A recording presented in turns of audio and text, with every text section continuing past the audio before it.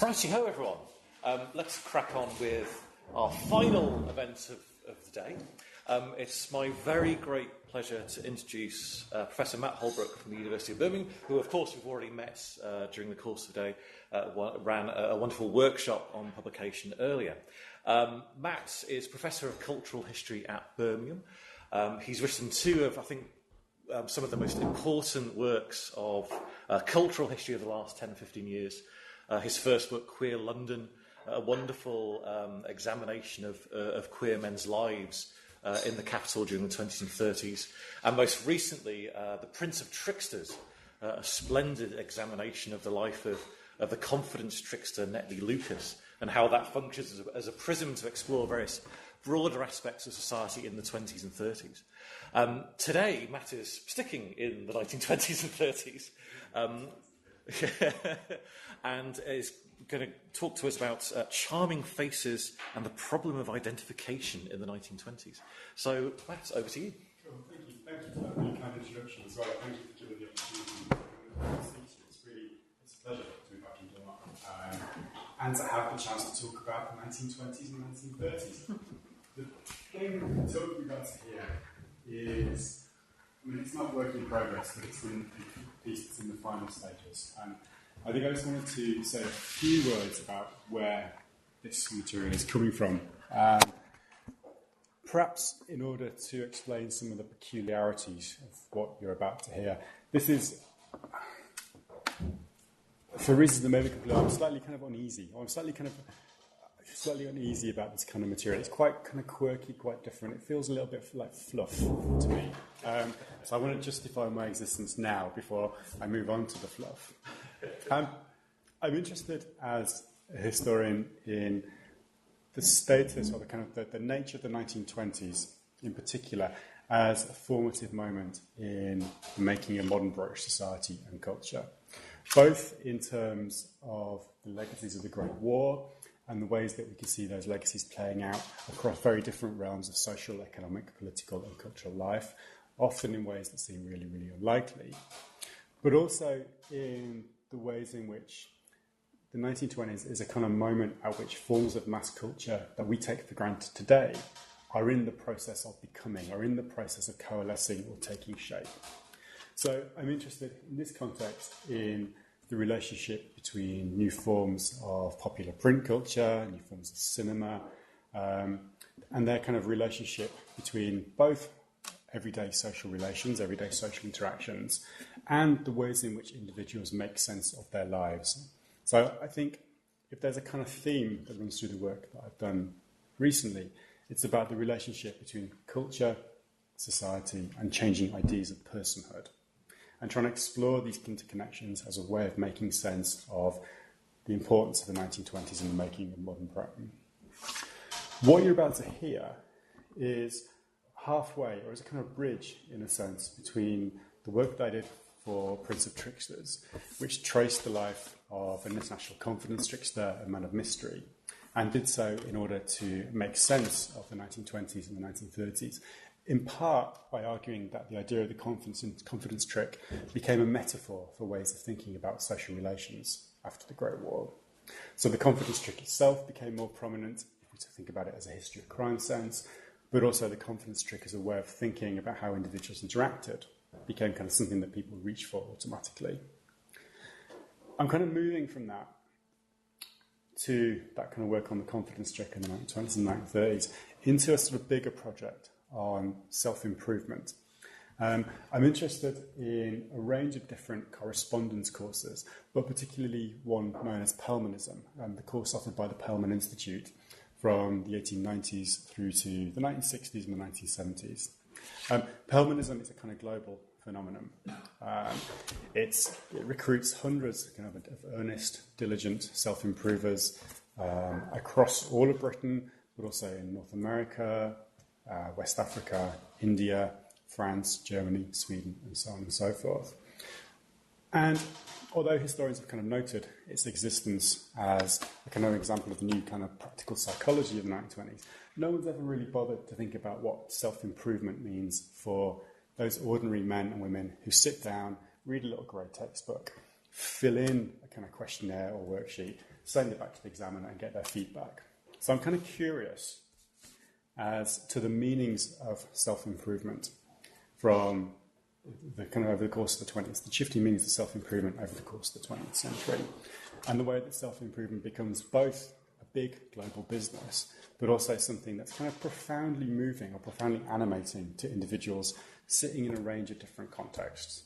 To give you some examples, I've been looking at kind of Pellman worksheets from a High Court judge in former German Southwest Africa, a house painter in Rhyl, and the wife of a laird in the Scottish Highlands. This gives you some kind of extent of the range of material I'm looking at. This then is a sort of stepping stone. This is my way into beginning to think about what Pellmanism means. It's about character competitions, beauty competitions, and the relationship between new forms of advertising, beauty culture and mass culture, and ideas of making yourself a better person. So, having justified my existence, here we go. By 1925, Stella Pierres must have been accustomed to winning. A noted Irish beauty, success in a series of newspaper competitions, brought fame and a chance to perform for the crowds thronging the British Empire Exhibition's Palace of Beauty. She won the Daily Sketches search for Britain's Venus de Milo. But Pierres was pleased enough with the outcome of the Charming Faces competition, used to publicise the new weekly story paper Joy, that she pasted the ornate certificate she received into her scrapbook. This is the page from the scrapbook. The certificate I'm talking about is at the top, and there's Pierres appearing in an advert for Pond's Vanishing Cream right below. Next to a photograph and signature of the film star Ivor Novello, the text reads, "I have much pleasure in stating that, judging by the photographs submitted, in my opinion, Stella Pierres belongs to the magnetic type. Her name and the type are added by hand." Now, Novello did not make his assessment on aesthetic terms, nor does it measure Pierres' anthropometric similarity to a physical ideal like the Venus de Milo.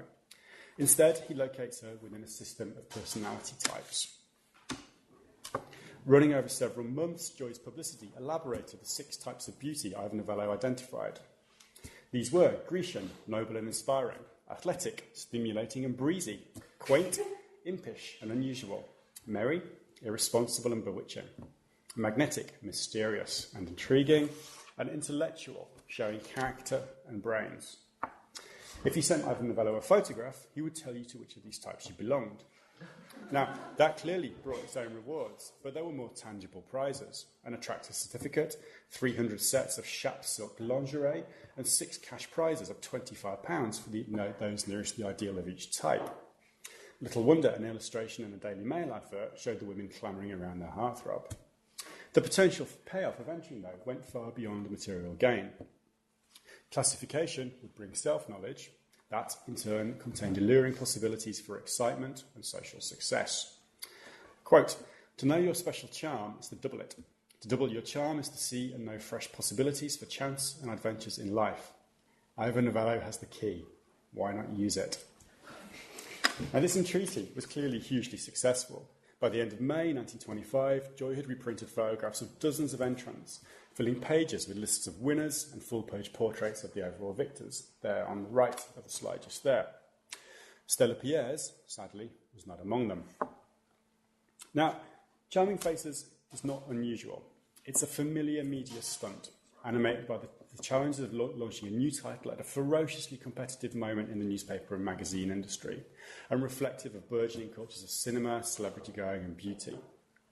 The competition's form gestures toward a wider obsession with identifying character from nuances of expression, details of demeanour and the look of a face. The language of types is unusual in this period, but the connection between appearance and character is commonplace. In magazines like Joy and newspapers like the Sunday News, invitations to submit yourself to external judgment or assess the character of strangers went hand in hand. Whether scrutiny turned inwards or outwards, such competitions ensured the prominence of dilemmas of identification after the Great War. Who am I? And who, in turn, are they?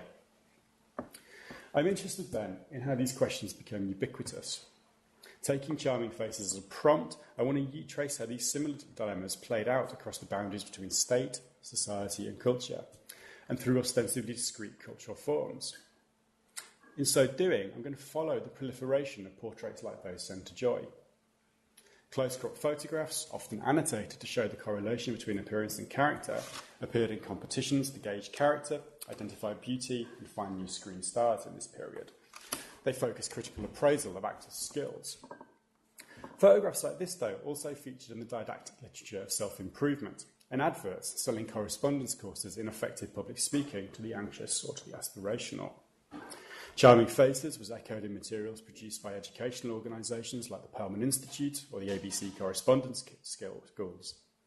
Recognising the common motifs in which they traded then allows us to see unexpected resonances between the ostensibly feminised realm of mass culture and commercial self-improvement. Now, what I'm going to suggest is that both self-improvement and the consumer cultures exemplified by Joy were characteristic of the 1920s. We know a lot about cinema-going and celebrity from the historiography of this period, but there's been little work on self-improvement itself. The Perlman Institute has featured an analysis of correspondence schools, the democratisation, or new forms of spirituality. But most often it's treated as an example of the kind of what's called the practical psychology, in which it's used almost as the central point of a history of ideas that traces the diffusion of particular forms of psychological knowledge into mass culture. This approach, I think, is worthwhile, but it means we've lost sight of self-improvement's striking affinities with wider patterns of social and cultural life. Treating self-improvement as a manifestation of practical psychology makes it harder to see its contemporary resonance, and it's significant for our understanding of the period as historians. I think the divergence of the historiographies on self-improvement and celebrity and consumer cultures is instructive. In a sense, this bifurcation reflects how cultural forms were shaped by differences of class, gender, and age. Advertising and pamphlets associate self-improvement with the public realm of work and commerce, and an aspiring, earnest, and status-conscious middle class. Joy, by contrast, exemplified commercial cultures that critics often dismissively link to the fantasies of young, working-class women. Correspondence courses were most prominent in middle-brow newspapers and periodicals, rather than the popular story papers characteristic of mass culture. The distinctions were never absolute, but they have had a powerful influence on how contemporaries understood different cultural forms and how they have been interrogated by historians. What I want to do, by contrast, is to bring self-improvement and popular character competitions within the same framework. These forms pivoted around similar problems of identification and addressed the fraught relationship between appearance and character through shared logics and technologies. Viewing them together gives us new ways of understanding ostensibly discrete cultural forms. But more importantly, it gives us a way of thinking critically about the 1920s as a particular historical conjuncture. What did newspaper competitions and self-improvement have in common? And why did they become prominent at the same moment in time? To address these questions then, I want to make two intellectual moves. First of all, to treat self-improvement as analogous to fantasies of social advancement, usually associated with cinema fandom or escapist fiction. Secondly, to treat competitions and other newspaper stunts as versions of self-improving projects, usually associated with the autodidact. Approached in this way, I think, dilemmas of identification underscore the tensions between differences of class and gender, new mass cultural forms, and shifting ideas of personhood. This means analysing the courses peddled by organisations like the ABC Correspondence Schools against the kind of competitions Stella Pears entered. Ivan Novello worked from photographs, but in a society of strangers, judging character was mundane, freighted, and attentiveness to the minutiae of self-presentation was embedded in everyday social and economic relations. Courses like How to Size People Up from Their Looks sought to equip citizens for modern life. Competitions gave the opportunities to put these skills into practice. Whether in person or in print, however, sizing up was individualised and ad hoc rather than systematic. Its underlying principles compromised by very different ideas of personhood.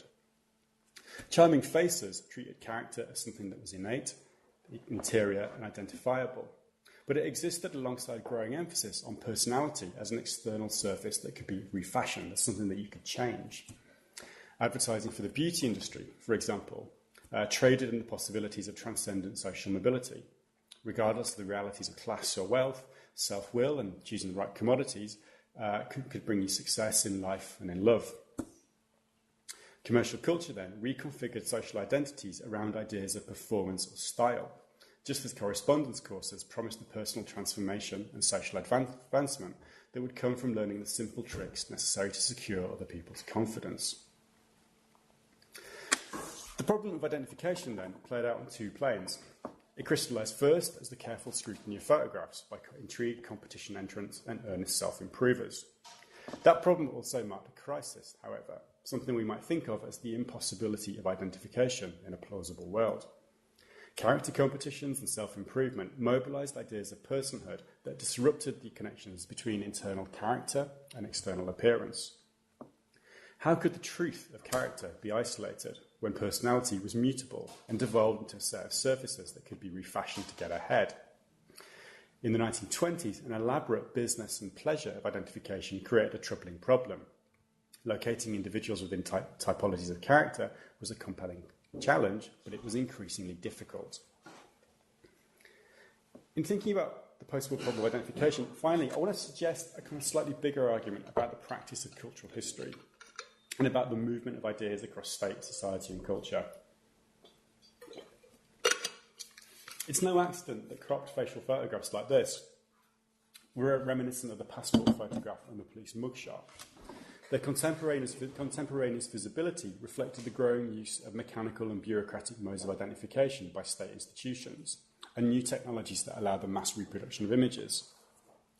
The genealogy of the correlation between character and appearance encompassed the sciences of identification that were consolidated in the late 19th century. This kind of scrutiny of physiognomy was primarily associated with the work of criminal investigation and anthropological study. Charming faces looked like, had the same logic as, adjacent sciences that included phrenology, Darwin's work on emotional expressions in humans and animals, Bertillon's anthropometry and card indexing, Francis Galton's composite portraiture of the criminal or the Jewish, and the Criminal Record Office's accumulation of mugshots. Through the paraphernalia of empirical research, scientific rules, and technical apparatus, these sciences of identification claimed the authority to isolate the truth of who you were. Just as phrenology became a Victorian parlour game, so it's tempting to treat charming faces as a commodification of the sciences of identification. Assessing facial features became a puzzle to intrigue and entertain, attract readers and sell magazines. It's true that competitions like this pastiched scientific human relations, and self-styled character experts reworked the language of anthropometric measurements. But noting these similarities only gets us so far. It's a kind of commonplace that the boundaries between different cultural forms and the state and popular culture were porous in this period. It's a cliche that true crime and crime fiction traded in similar kind of images and ideas. But rather than just describe this process, we need to understand why the business and the pleasure of identification assumed particular form, and understand the significance of these congruences at a particular moment. So what I want to do then is to use dilemmas of identification to explore the fault lines of post-war culture and the formation of British modernities. Placing something as mundane as Stella Pierre's certificate within the social, economic and cultural conditions that made it possible gives us a way to understand mass society's intractable problem of identification. So, this first section is, I guess, about ideas of judging character and how it's possible to make those judgments. Charming faces exemplified the stunts, giveaways and competitions newspapers and magazines used to compete for readers in the 1920s.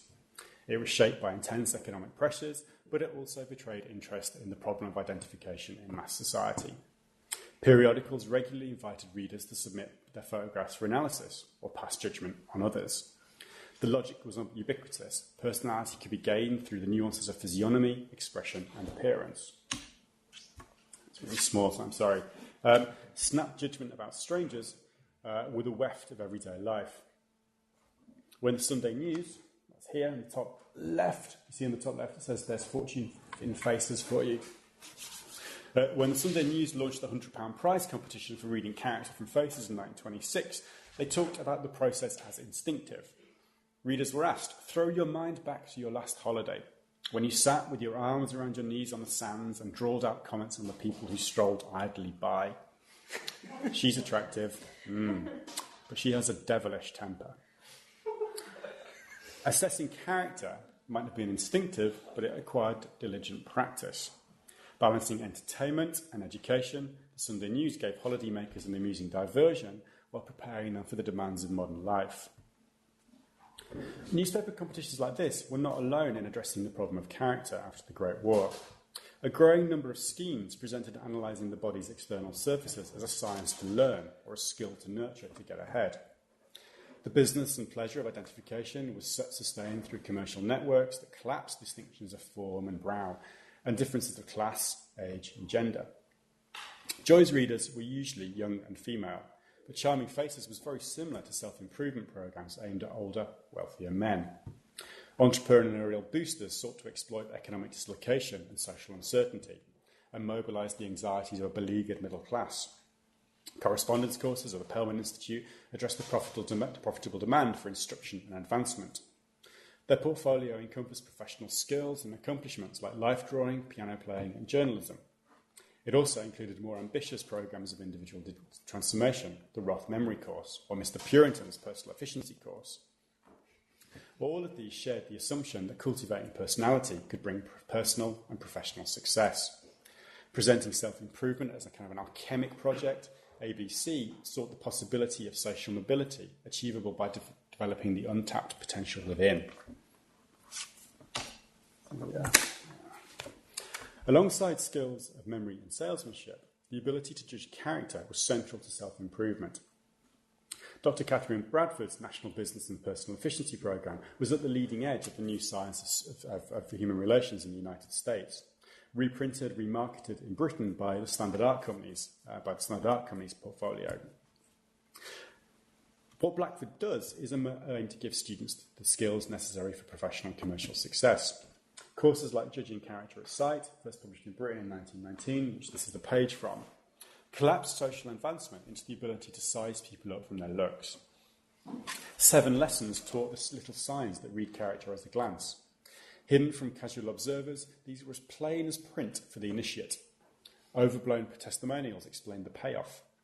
I can now tell, almost the minute I lay eyes on people, how to make them my friends, in either a business or a social way, how to talk to them, how to influence them to the best advantage. Also, I can tell at a glance who I can trust and who I cannot. This searching gaze was among the most valuable assets in modern life. There were, I think, 3 principles underpinning judging character that were characteristic of post-war self-improvement. First of all, correspondence courses had transcendental potential. Blackford described how many were not only unsuccessful in business or profession, but unhappy in family life and starved for companionship and friendship. This is not a structural critique of an inequality, but a reason to invest in individual self-improvement. Diligent study would ensure failures become successful, the unpopular becomes popular.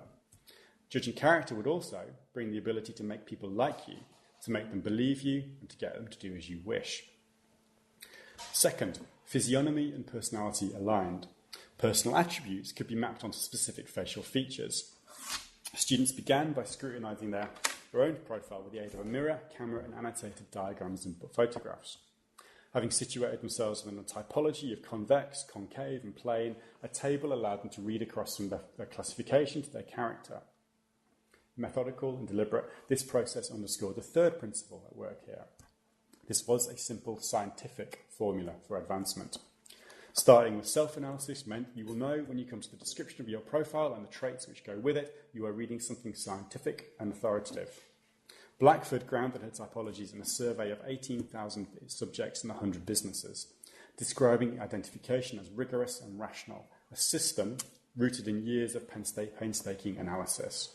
This is the way entrepreneurs like this claim the authority to be a guide to modern life. Organisations like the Pelman Institute focused on the public world of work. Addressing the man of business, their worksheets evoked an austere, masculine personhood rooted in determined self-will. Ostensibly distanced from mass cultural forms like joy, the resonance between self-improvement and competition stunt went beyond their preoccupation with identification, though. The Sunday News promised to entertain readers. Blackford noted how tackling the baffling problems of personality would bring about a new interest and pleasure in life. Advancement went hand in hand with emotional satisfaction and leisure.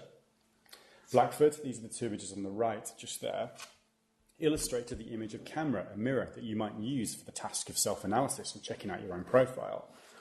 Popular magazine, on the left-hand side, introduced their character from photograph competition with a sketch of a woman contemplating her reflection in a mirror. Brushing her hair, her intent gaze embodied the invitation to self-scrutiny that framed Blackford's course. There's something really interesting about these images of women looking in mirrors in the 1920s. Once you start to kind of look for them, they appear everywhere, across film, across magazines, across advertising. And I think that I've not ever quite got around to doing this, but they almost offer a way of thinking about ideas of personality, of selfhood, and mass culture. They're just kind of so prolific when you begin to kind of search them out. The Sunday News competition then demonstrated this movement of ideas. It ventriloquised Blackford's advertising, exhorting readers to search faces and succeed. Learning to read the ordnance map of feature and expression might unlock characters' mysteries. This searching gaze could be essential for the colonial administrator or the businessman. It might have more far-reaching or kind of more personal utility, though. If a charming stranger was given away by their close-set eyes, betraying the vile temper he sought to camouflage by a particularly attractive smile, it might avert countless unhappy marriages. Reading character, then, could be a necessary emotional defence. When colonial subjects, prospective employees and suitors could all be acting, skills like this were the basis of a hardy self-reliance, penetrating the plausible effusiveness that made modern life a confidence game. What we can see, then, is the reach of the business and the pleasure of identification. The idea that there's fortune in face reading gives us a sense both of the prize that the Sunday News were offering, but the way in which such skills were presented as unlocking new potential for success in love and business. This is the science of human relations played out through a weekly competition, and something that we can see repeated across a range of different magazines and periodicals in this period. Film like Cinema Fan magazine, Picturegoer, for example, or Popular magazine, where Stylo offers methodical analysis of the meaning of facial features. There's a further kind of parallel as well between self-improvement courses and the character competitions.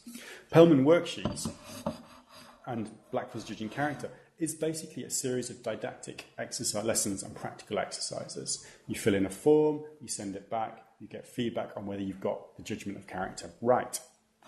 The Sunday News presents their readers with a similar dilemma.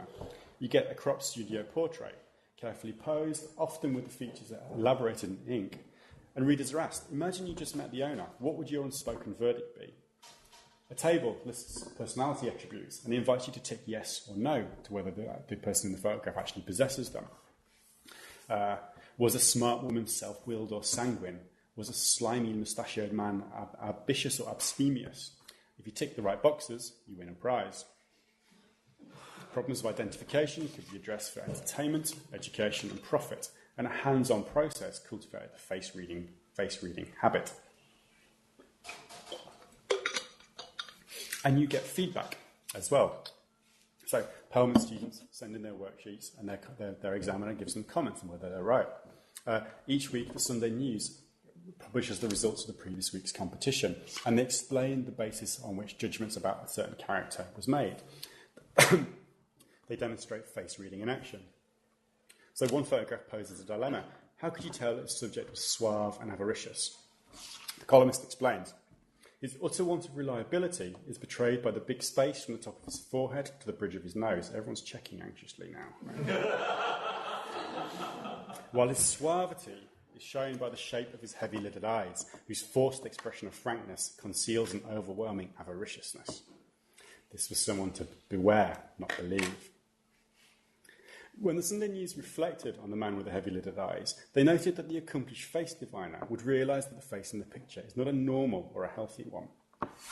But their confidence belies the uncertainties of judging character. As much as Blackford and others insist on the research, the scientific research that underpins their systems, there's little sense of the systemic knowledge underpinning newspaper competitions in this case. In Popular magazine, Stylo traded in normative assertions rather than general principles. The claim that insignificant noses denote insignificant people did not define significance, let alone explain the meaning of a wider or a narrower nose. So the problem of identification then was unsettled. How could anybody be sure the Sunday News was right? Mugshots, fingerprints and biographies compiled by the Criminal Record Office secure their authority through a circular process. Successful identification of a criminal secures the integrity, the validity of the process itself. But newspaper competitions always undercut the authority that they claim. The correlation between features and character is imprecise. Appearance is elusive. A woman's face showed diverse characteristics which contradict each other in a bewildering way. Rather than agreed principles and method, identification depends on art, instinct, or prejudice. The shape of her eyelids marked this woman as lovable, but the conclusion was damning. She was impressionable, her low forehead, and morbid, the size of her eyeballs. The analysis never explained how to weigh the shape of eyelids against the size of eyeballs.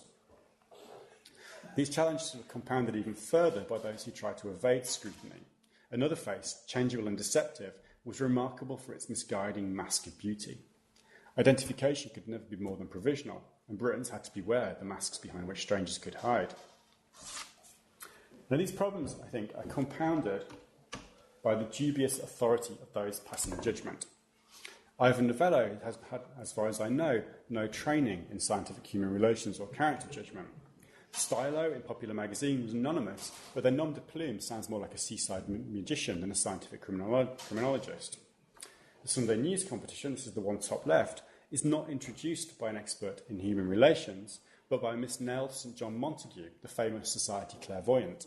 Famous also for the kind of monkey that she took to social occasions with her, which I'm quite fond of. Montague never implicitly invoked the psychic as a source of authority, but despite her jargon of scientific analysis, the foundations of her knowledge are uncertain. Identification depends upon the clairvoyant's supernatural capacities, the aristocrat's social privilege, rather than specialist knowledge. Okay.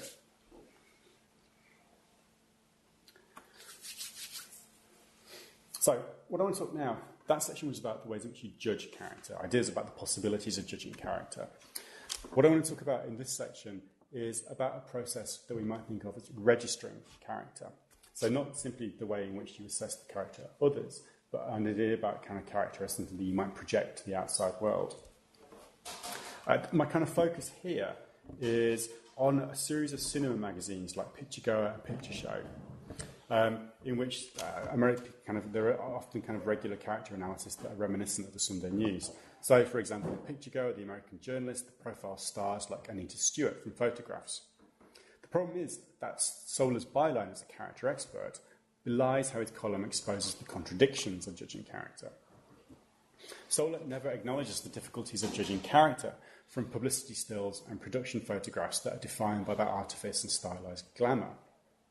The headshots that kind of illustrate character competitions, moreover, look identical to another established feature in these magazines.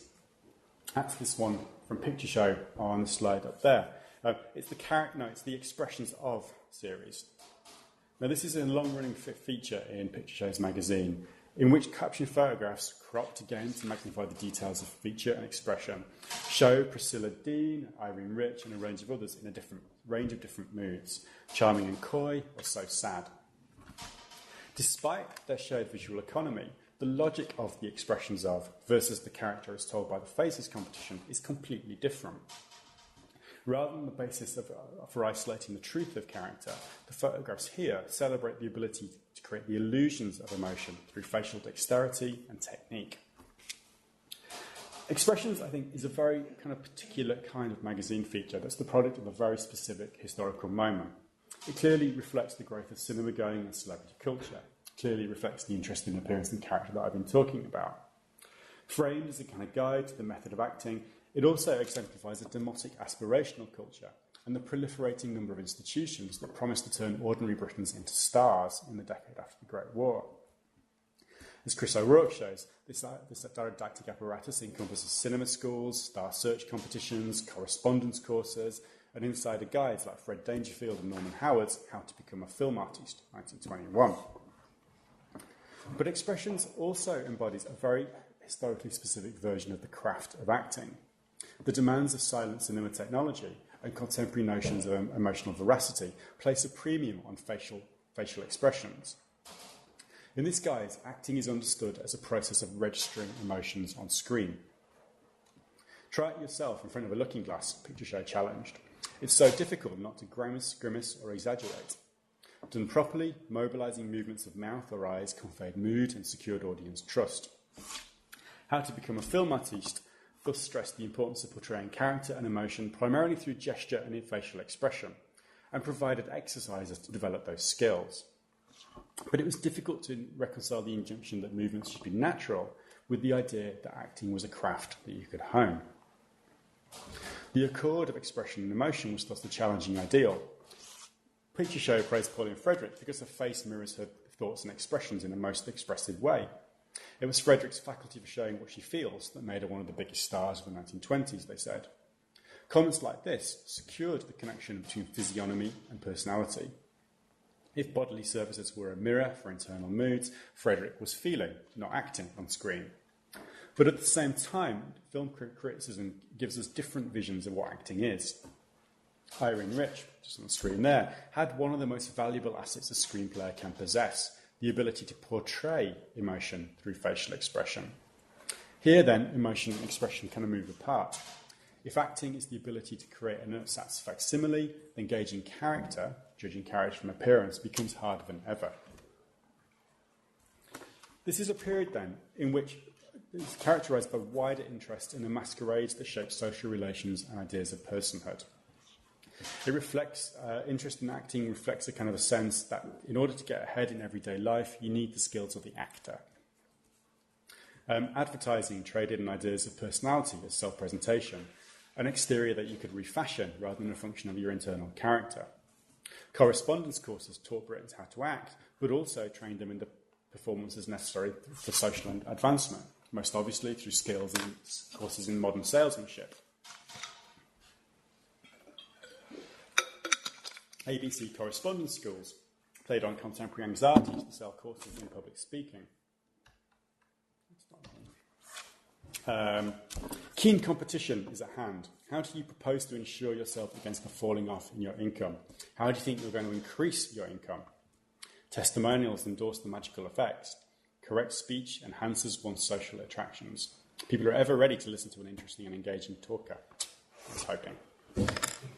So what the Pelman Institute calls the science of self-realisation collapses into dreamlike fantasies of social mobility that are usually associated with cinema fandom. Pelmanism promises to help the individual to rise to a higher position and increase your earning power. Building self-confidence, then, is integral to self-improvement in this kind. It's achieved by addressing defects and weaknesses and cultivating positive, vital qualities. But you can only measure success by the responses of others. And cultivating self-belief shades into teaching individuals how to mobilise the confidence of others. It's all about how memory training would allow you to become a clever salesman, acquire a strong personality, win the confidence of others. Qualities like this reduce social relations to what the contemporary historians Robert Groves and Alan Hodge called a game of poker play technique and exercise of personality. Self-reflection, Catherine Blackford counselled, allowed individuals to identify points which make your personality attractive and those which distract from the power of your personality. Self-knowledge enabled adepts to develop and make the most of your strong points, at the same time as keeping those weak points in the background. Self-realisation shaded into the everyday performances that allowed you to manipulate others. Bold claims, petty deceptions were integral to everyday life then. All of these themes kind of came together in Umami Shampoo's extensive publicity in the 1920s. Anyone know the slogan, Friday night's Umami night? No? Okay. This says quite a lot about the world that I inhabit. I kind of think of this as a really kind of famous advertising slogan. There's an interesting... someone asked me about it in questions. I'll tell you about the history of the slogan. But it exemplifies how the promotion of beauty products becomes key to new possibilities for self-fashioning. Endorsed by fashionable icons, shampoos become almost like kind of alchemic in their nature, offering the chance to realise frustrated potential and become as glorious as Leda Bara. Umami support the Charming Faces competition. They offer additional cash prizes to those winners who can prove that they use Umami shampoo by sending in an empty sachet. This becomes the kind of context for the Umami Film Star Quest of 1928. It's a search for a great British film star, That's part of wider efforts to reinvigorate British cultural production in the late 1920s. They're really worried about the collapse of the British film industry versus the domination of Hollywood. Newspaper stunts, celebrity endorsements, and consumer branding come together around the possibilities of personal transformation in this period. The winner, Eugenie Prescott, is symbolically renamed. Exploiting her newfound fame then, further campaigns present avid readers with a series of photographs. This is this campaign. And they ask, what emotions are being expressed by Eugenie Armani? So Prescott is now Eugenie Armani. Those who could distinguish disbelief from teasing stuck to win a pair of stockings. The competition suggested that identity was self-evident, that you could read Armani's character from her expression, but it sits alongside adverts that cultivate aspirational fantasies of self-improvement. So, when Ivan Novello identified Stella Pierre's as the magnetic type, he evoked an everyday correlation between physiognomy and personality. Magnetism, in the kind of popular culture and the forms of commercial self-improvement I talked about, is a kind of recurrent motif. It's a kind of word or a phrase that turns up again and again and again. And it's always treated as something, as an attribute that you can locate in features or demeanour, that you can look at someone and say, oh, they're magnetic. They have a magnetic quality about them. But magnetism, like its corollaries in this period, charm or appeal, provides a focus for the problem of identification after the Great War. It's never quite clear if magnetism is a quality to possess or a tactic to deploy, attributes that inhere in an individual or effects that materialise in their relationship with others. Vincent de Sola, for example, saw magnetism in the eyes of the film star Gloria Swanson, but he noted the practicality in her face which enabled her to employ her magnetic appeal profitably. That magnetism might be deployed reflected the promise of self-improvement. Personality could be developed. Ordinary citizens could gain the magnetic appeal necessary to influence others. A publicity sketch, this is on the kind of the slide to my left here, for Blackford, Imagine the Possibilities. We see a kind of fashionable man holding court, his dazzling personality manifested in his pose and his posture, and in the three glamorous women and the one man who are kind of hanging on his every word, captivated by his charm. Magnetism then appears as an irresistible force that is drawing in all those around the table. Essential to social and sexual success, these powers are alluring, but they're still accessible. Blackford promised to share the secrets of being able to hold people's interest and become a popular idol wherever you go. Magnetism then is not just a bounded entity, or never simply a bounded entity, but a kind of game that you can play in order to manipulate others. We can see this playing out across the literature of scientific human relations, like Frederick Law's Mastery of Speech, but it also kind of collapses into cinema and fashion magazines like those I've been talking about. In Picturegoer, for example, June weighs the relative merits of charm and beauty. Social and sexual success, she argues, depends on appeal rather than appearance. This meant that magnetism and personality were the things you had to cultivate to get ahead. So she provided a how-to guide on becoming magnetic that reads very similarly to the guides that you get in contemporary self-improvement. Cultivate a pretty manner, a low-pitched voice, and you will find people listen to you with interest. Speak slowly. There is such a thing. I feel really self-conscious when I do things like this. There is such a thing as a well-poised voice, and poise is the most important thing. Cultivate an air of assurance, whether you feel sure of yourself or whether you do not. Scientific self-improvement, then, was reworked as advice for young women. Rather than a type, magnetism was a demanding process of self-scrutiny and management. Watch for and weed out any unpleasing mannerism, June advised. Even our emotions are sometimes pitched a tone or so too high, so that we're apt to get hysterical and overexcited. And then goodbye charm. Social success was a demotic goal, but required effort and work. Charm, June concluded, that subtly magnetic thing that attracts any and everybody to you, whether they will or no, is worth all the beauty secrets ever invented. That bit is really important, whether they will or no. Self-improvement here moves from cultivating personality to securing the compliance of others. Courses that teach the secrets of judging character also present getting ahead as a confidence game. Law and June taught everyday arts of masking that precluded identification, or at least disrupted its logics. These contradictions are acknowledged by contemporaries, Entrepreneurs, for example, suggest that personal transformation is about realising the self within rather than creating a front to hide behind. But this kind of defensiveness suggests the difficulties of stabilising the relationship between personality and its external expression. Magnetic appeal and a charming face denoted irreconcilable understandings of the relationship between appearance and character, individual and society, self and others. How could it be possible to ascertain the truth of identity when courses taught the secret of being a convincing talker? Okay, just to bring this to a conclusion then. We're used to thinking about the problem of identification as a challenge for state bureaucracies and national security. That's right, of course. Fraught debates around citizenship and crime punctuated the post-war decade. But as I've shown, the problem of identification also animated networks of business and pleasure that collapsed boundaries between state, society and culture and moved across distinctions between cultural forms and brows. Bringing self-improvement, journalistic stunts and public relations in the same frame suggests how the infrastructure of commercial mass culture carried shifting ideas of personhood. The proliferation of the type-frame portrait photograph was in passports and police records, character competitions and correspondence courses was no coincidence. There is a really simple story here about how criminological or anthropological modes of identification could bleed into high, middle brow and popular culture. But simply noting this movement of ideas means that we reduce cultural history to description, and we duck the more important task of understanding why that traffic occurred and what it can tell us about the 1920s. This is the more challenging story of how charming faces, something mundane and everyday, marked a crisis of identification. Thinking historically about the cultural forms that were explored in this essay, then, means understanding the conditions in which they took shape and their contemporaneous prominence. Self-improvement and character analysis were animated by characteristic technologies and networks of commercial culture. They secured their reach through spectacular forms of modern advertising. They traded in personal transformation, holding out the prospect of social mobility unconstrained by class or wealth. In an uncertain post-war world, they reflected an obsession with the problematic relationship between character and appearance, and the difficulties of interpersonal relations in a society of strangers. In one sense, these modern forms of self-improvement echoed Victorian ideals associated with the work of Samuel Smiles.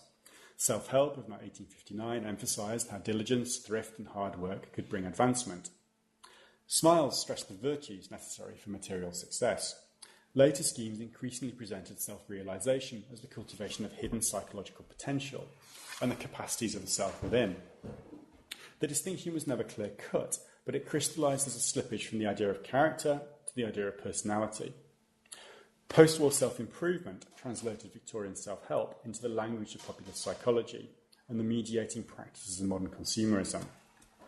That it still paid lip service to the difficult work of reason and reflection was belied by adverts, presenting self-improvement as a commodity to buy or the key to social success.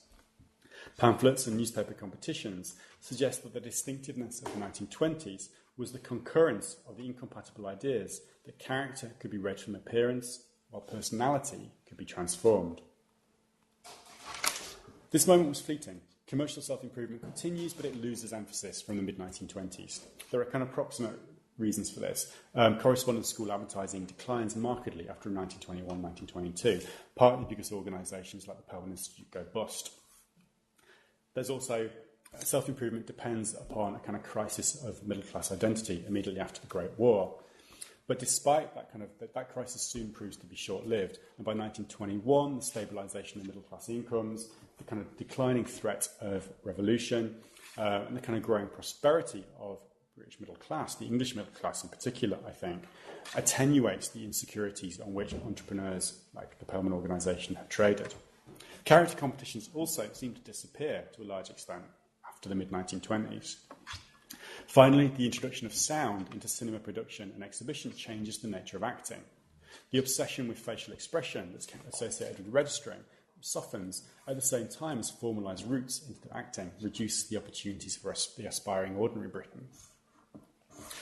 Self-improvement, then, traded in the demotic illusion that material realities could be transcended through strength of mind alone, even though it was always individualistic in its orientation and underpinned by deep-rooted privileges of class and wealth.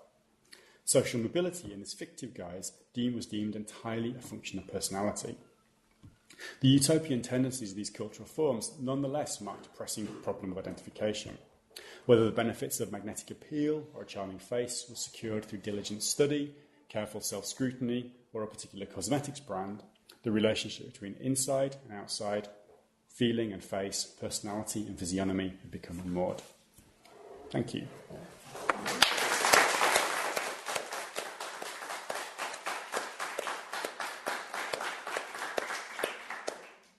And that's just there.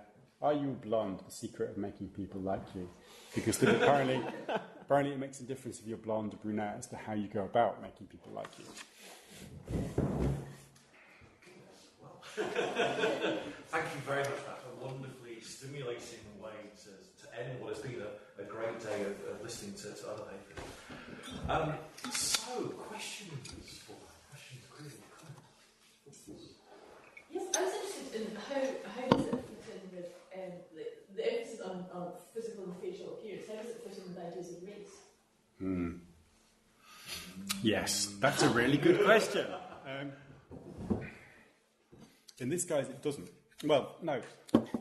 There are certain ways in which race becomes involved in the commercial project of self-improvement. Clearly, the genealogy of these ideas, if we think about kind of Lombroso, think about Bertillon, those kind of late 19th century forms of criminology, they're often about evolving particular techniques for identification by focusing upon kind of racial others. So it's no accident that anthropology, criminology often kind of takes as its starting point the Jewish, the other, the primitive, so on and so forth. So the techniques themselves, the techniques through which identification is enabled, are themselves racialized. That, as far as I can tell, disappears from the commercial character competitions of the 1920s. Where it does appear in interesting ways is in pamphlets produced by American human relations entrepreneurs like Catherine Blackford, where there'll often be a kind of section on race and physiognomy, race and identification, which is based upon their kind of research in organisations in the United States and then kind of simply reproduced or repackaged for a British audience. But they often begin, I suppose my experience of reading that material is that you start with a sense of excitement that you're going to get these explicit discussions of how ideas about character are racialized. But they never quite become that. By that point, they seem to be more often using race as a kind of synonym for culture, really. They're not talking about African Americans or Asian Americans or anything like that. So it's kind of there, but it kind of disappears, I think, which is a rambling, horrible way of answering your question. And you nodded. Right. Can I follow on from that? I wanted to ask a question related to eugenics as well, and really about whether there was any medicalisation of these issues, because the only way I can come at this is through the records of psychiatric hospitals, obviously from more than 100 years ago, where they talk about degeneracy and psychiatric illness linked to facial expressions, and link those facial expressions sometimes to ethnic characteristics. So, for example, in Dunedin Asylum, when you get the phlegmatic Englishman behaving like the excitable Italian, then you need to watch out, because clearly that's a character. So that's not so much to do with facial expression, it's more just the general character. But quite often the doctor's notes referred to facial expressions. I just wondered whether in the 20s you've come across any kind of medicalisation of the issues you've been talking about. Yeah, it's there. It's coded in all kinds of interesting ways. I mean, the character competitions and self-improvement, they're aimed at equipping individuals with the skills they need to navigate everyday life. And part of that seems to often be enabling them to identify individuals who are dangerous, who are deceptive, who are general. And that's kind of a word that does get used often. So you will see it will appear in Sunday news competition, in relation, as there will be attributes in the list of kind of 12 attributes that sits next to a particular face. There will be a kind of section, there's a section in Blackford's Judging Character that sets police mugshots against what are more overtly respectable studio portraits. And they're using exactly that kind of language. What's interesting, I think, is the way that the eugenic project is harnessed or incorporated into everyday life in the context of these competitions. So it's not necessarily about enabling particular forms of state intervention or policy making. It's about allowing individuals to make informed choices about prospective business partners, but also prospective romantic partners. So I think it fits with that kind of everyday, what we would think of, what to us seems like an uncomfortable notion of a kind of positive eugenics that's quite characteristic of the 1920s. Enabling partners to make healthy choices. And I think it's a variation, I don't know if you comment on this, is it a variation on the Victorian theme of organisations like St Bernardo's, where you have the before and after pictures, the degenerate rescue from the slums, and as rescued by this organisation, scrubbed up and sitting in the studio. Yeah, but those Bernardo photos, in some ways, they kind of unsettle this whole project, don't they? You start with the child from the slum, but then you end up with a respectable child, and they can be changed. Yeah. So there's a before and after, but the whole process that Bernardo enables kind of subverts the logic of being able to identify the slum dweller in really, really interesting ways.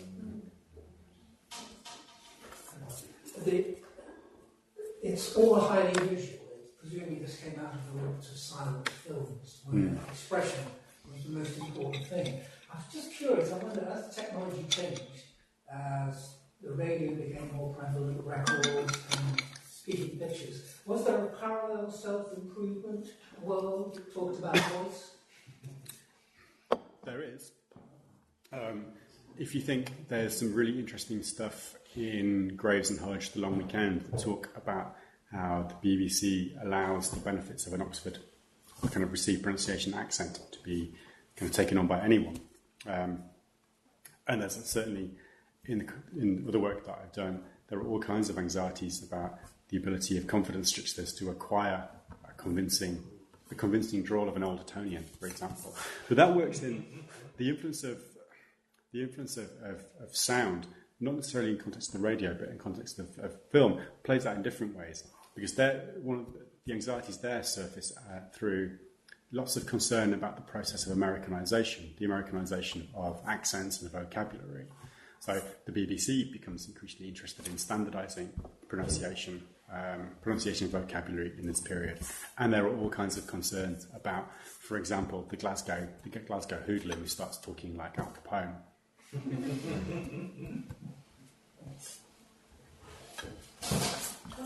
Were the makeup manufacturers getting on the act, other than the hair dye, was they can change the way you appear to people?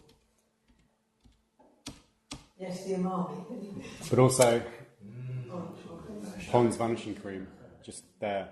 I had that. There was a quote that I sort of read through very quickly about becoming as glorious as Theda Bara, and that's in the autobiography published in the early 1980s by a woman called Mary Burtonshaw, who grew up in North Manchester in the 1920s, and she talks about becoming as glorious as Theda Bara in the context of, well, first of all, it's about a kind of domestic routine that involves kind of going to the Red Bank baths and getting clean on a Friday night.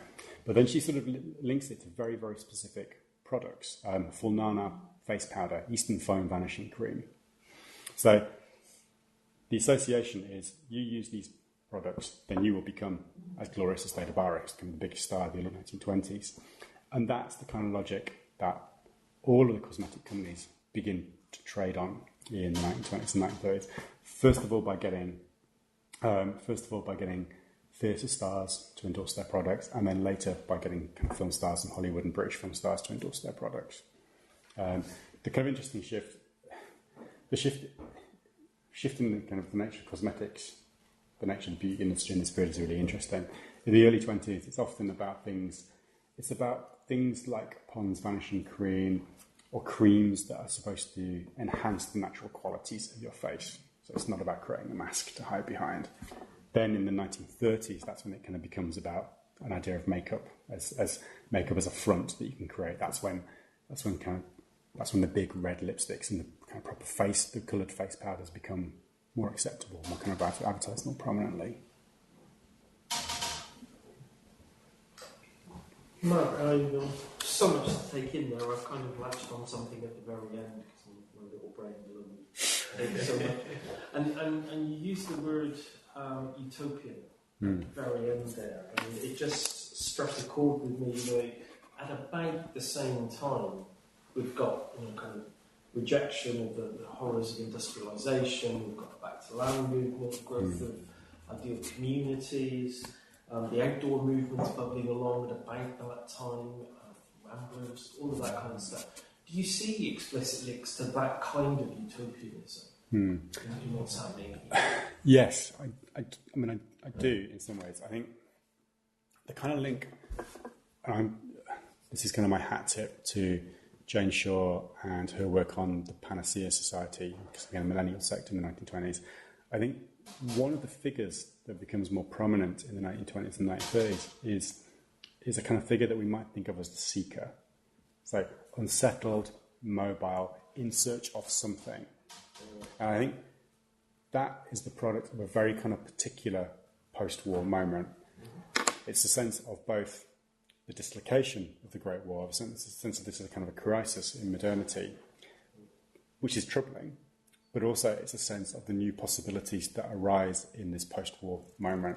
New possibilities that might be found in commercial mass culture, or cinema going, or everyday life, but also what we would think of as more kind of progressive or political forms of seeking. So I think one of the things that I would suggest is that I think one of the things that I'm interested in is how these figures that have been dismissed by historians and contemporaries, the young working class woman obsessed with cheap romantic fiction, the really, really earnest clerk who spent all his time filling in self-improvement questionnaires. I'm really interested in kind of reclaiming them as being engaged in the same kind of process as these, I suppose, more kind of palatable figures. Like, their histories are kind of very, very similar to that of the Woodcraft folk or the Ramblers or the Clarion Club, for example.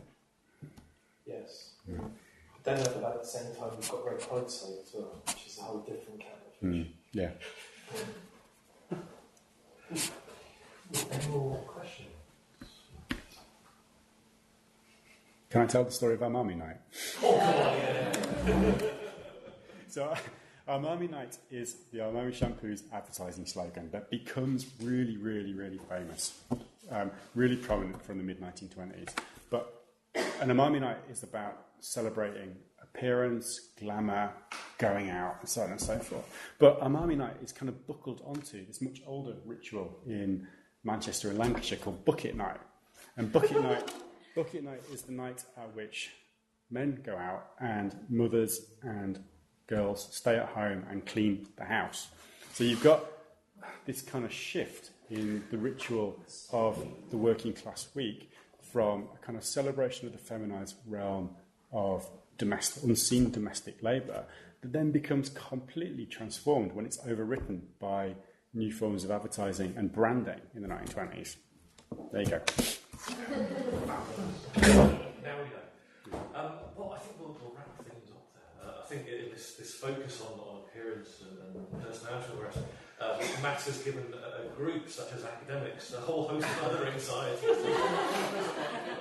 thank you for that. I'm looking at your eyeballs, Jim. Yeah.